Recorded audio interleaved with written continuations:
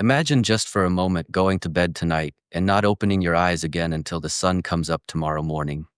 7, maybe 8 hours of unbroken, deep restorative sleep. No stumbling to the bathroom in the dark. No struggling to fall back asleep. If you are over 60, you have probably been told that waking up multiple times a night, a condition known as nokura, is just a normal part of aging. Or perhaps you've been told you simply have a small bladder. I want to start this video by destroying that myth right now. The truth is, in the vast majority of cases, the size of your bladder is not the problem. The problem is the pressure being placed on it. We live in a society that loves a quick fix. We go to the doctor, we get a prescription, and we hope a pill will solve 20 or 30 years of habits. But we need to have an honest conversation today. We need to stop blindly taking pills for symptoms that are actually caused by our lifestyle. We have to take responsibility. We have to admit, yes, I sit too much. Yes, I spend too much time watching TV. Yes, my hips are tight because I stopped moving them. When you sit all day, the muscles in your pelvis become rigid. They lock up, and a rigid, tight pelvis acts like a corset, squeezing your bladder and tricking your brain into thinking you need to go even when the tank is barely full. That is not a medical disease. That is a mechanical problem. But here's the good news. Because it's a mechanical problem, it has a mechanical solution. You can fix this. You don't need surgery, and you might not even need that medication. You just need to unlock the tension that is crushing your system. Today is the day you stop accepting poor sleep as your destiny. Today is the day we reset your body. We are going to do a safe 10-minute routine specifically designed to relax the pelvic floor and stop those nighttime urges. Let's get to work. Exercise number 5, decompression, need a chest release. We're going to start with the most critical area for seniors, the lower back and the psoas muscle. This is your safety signal. Lie flat on your back. If you need a pillow under your head for comfort, that is perfectly fine. Now gently bring your right knee toward your chest and hold it there with your hands. If your knee hurts, hold the back of your thigh instead. While you hold this pose, I want to explain the science of why this works for your bladder. You are currently stretching the psoas muscle on the opposite side, the leg that is straight on the ground. The psoas is a deep core muscle that connects your spine to your legs, but it also shares connective tissue with your kidneys and your bladder. When you sit for hours driving, watching news, reading, the psoas gets short and tight. But tight psoas literally pushes into your bladder space, reducing its capacity. By lengthening this muscle now, we are giving your bladder the real estate it needs to fill up completely without triggering an early alarm. Focus on your breathing here. Inhale deeply through your nose and exhale very slowly through your mouth. This slow exhale stimulates the vagus nerve. This is the master switch of your nervous system. When you are stressed or in pain, your bladder gets twitchy and overactive. By engaging the vagus nerve, we're telling the bladder muscle, the detrusor, to relax and store urine rather than contracting to expel it. Let's switch legs. Gently lower the right and bring the left knee in. Notice if your shoulders are creeping up toward your ears. Drop them. Relax your jaw. There's a direct neurological connection between your jaw tension and your pelvic floor tension. If you're grinding your teeth, you're likely clenching your pelvis. Let it all go. Feel the lower back flattening against the surface. This decompression of the lumbar spine also frees up the nerves that control bladder function. We are mechanically signaling to your body that the day is over. The stress is gone, and it's safe to sleep. Exercise number 4, the adductor release recline butterfly. Now bring both feet flat onto the mat with your knees bent. We're moving into the recline butterfly. Gently let your knees fall open to the sides, bringing the soles of your feet together. If you feel any strain in your hips, please put a pillow under each knee for support. We're not trying to win a flexibility contest here. The goal is release, not stretch. We're targeting the adductor muscles, the inner thighs. For people over 60, these muscles are often chronically tight to help with balance and stability. But here's the secret. The adductors attach directly to the pubic bone. When they're tight, they constantly tug on the pelvic floor, creating a background noise of tension that your brain interprets as urgency. Place your hands on your lower belly.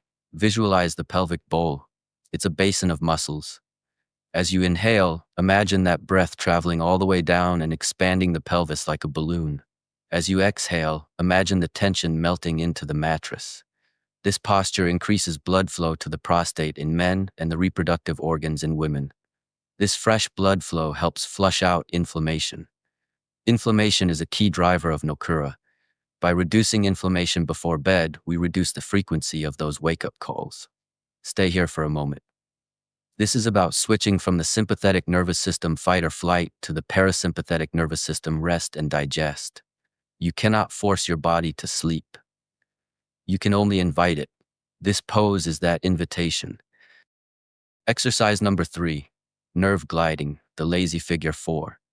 Slowly use your hands to help close your knees together. Never rush out of a hip opener. We're moving to the lazy figure 4 to address the nerves. Keep your left foot on the bed and cross your right ankle over your left knee. Now, instead of pulling the legs toward you, simply use your right hand to gently press your right knee away from you. You should feel this in the outer hip and buttock. This targets the piriformis muscle. Why does this matter for your bathroom trips? Because a tight piriformis can compress the sciatic nerve and the pudendal nerve. The pudendal nerve is the main nerve that goes to the bladder and the pelvic floor.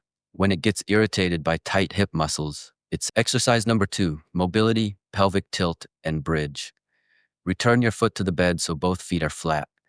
We're going to mobilize the pelvis with a pelvic tilt into a gentle bridge. First, the tilt. Imagine a marble on your belly button. Tilt your pelvis back to roll the marble toward your chest, flattening your back against the bed.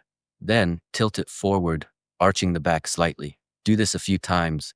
This is flossing the spine. Now on the next backward tilt, press into your heels and peel your hips up just a few inches. We don't need a high bridge, just enough to engage the glutes. Squeeze your buttocks gently, hold for 3 seconds and lower down slowly, one vertebra at a time. Why are we doing this? Because weak glutes are an epidemic in the 60-plus population. When your glutes are weak, your pelvic floor has to work overtime to stabilize your core. It becomes exhausted and tight. By waking up the glutes, we allow the pelvic floor to stop gripping and finally relax. Also, this pumping motion helps move stagnant lymphatic fluid out of the pelvic bowl, encouraging better circulation and drainage before you sleep. Exercise number 1. The medical hack, the fluid drain. We have arrived at the final and scientifically the most important movement for stopping nighttime urination. This is the fluid drain. If you take nothing else away from this video, please remember this. During the day, gravity pulls fluid down into your legs and ankles. This is called edema. You might not even see it, but it's there. When you lie down to sleep, gravity is no longer holding that fluid down. It rushes back into your bloodstream. Your kidneys filter it. And about 90 minutes after you fall asleep, your bladder is full. We are going to beat biology with physics. Elevate your legs. You can put them up against a wall, rest them on a stack of pillows, or just hold them up in the air. Your feet need to be higher than your heart. Now pump your ankles, point your toes to the ceiling, then flex them hard toward your face. Do this vigorously. Pump and flex. Pump and flex. You are manually activating the calf muscle pump. Your calves act as a second heart, pumping that venous blood and fluid back toward your core to be processed. By doing this right now, before you go to sleep, you are forcing your kidneys to process that fluid while you are still awake. You will likely need to use the bathroom one last time before bed, but that means you won't be waking up to do it at 3 a.m. I recommend doing this for at least 60 seconds every night, about an hour before bed. It is simple, but the impact on your sleep cycle is profound. You can slowly lower your legs now. Lie still for a moment and feel the difference in your body. Your hips should feel looser, your back flatter, your mind quieter. We have addressed the muscles, the nerves, and the fluid dynamics. But remember, this is a practice, not a magic trick. These tissues didn't get tight overnight, and they won't fully release in one session. But if you commit to this, if you take responsibility for your body and do this routine for 7 days straight, you are going to see a change. Couple this routine with smart hydration. Try to stop drinking heavy fluids 2 hours before bed, but make sure you hydrate well in the morning and afternoon. Dehydration can actually irritate the bladder more. So don't just stop drinking water, just change when you drink it. You have the tools now. You understand your body better than you did 10 minutes ago. Now it's up to you to use this knowledge. Sleep well, breathe deep, and take care of yourself.